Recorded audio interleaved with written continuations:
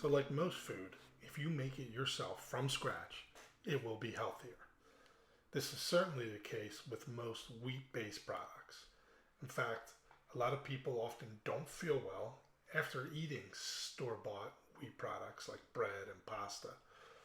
Now, there can be genetic reasons like celiac disease and things like that that contribute to this, but the preservatives used in these products are a big concern. I'll have a future video where I dive deeper into this topic. But for now, I just wanted to show you how to make your own pasta from scratch.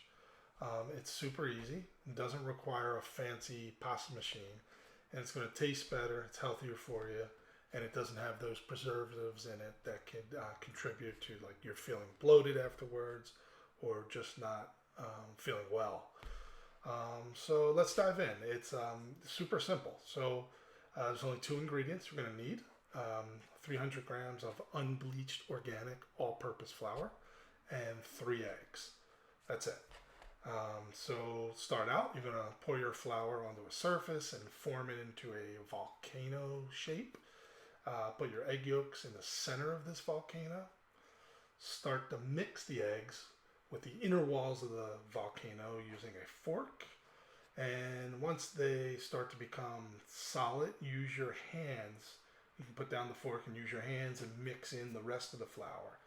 Continue to fold and knead the flour until it gets smooth.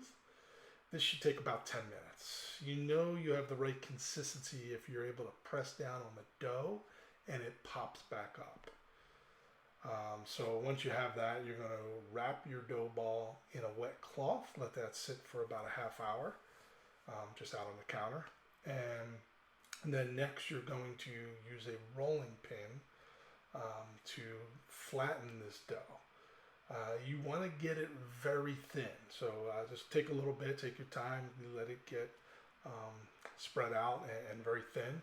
You should almost be able to see through it. Once you have the preferred thickness, or thinness for that matter, then you'll use a knife to cut your pasta into shapes. A fettuccine style is probably the easiest to go for the first time you're doing this because that's kind of thick and long and doesn't require much precision. That's it. And once you have that, you could add it to some salted boiling water for about 5 minutes. And you're good to go. Now, if your pasta came out, if you didn't roll it as thin as is suggested, you may want to, and the pasta is actually thick, you may want to cook it longer than 5 minutes, just FYI. And if you're not going to cook it immediately, you can store the fresh pasta in the refrigerator. I'd throw it in an airtight container. That'll last about a day. Or you can throw it in an airtight container in the freezer, and that could last months. But if you're going to do that in the freezer, I recommend you sprinkle some flour in there so they don't stick together. That's it. Let me know how it works out for you. Thanks.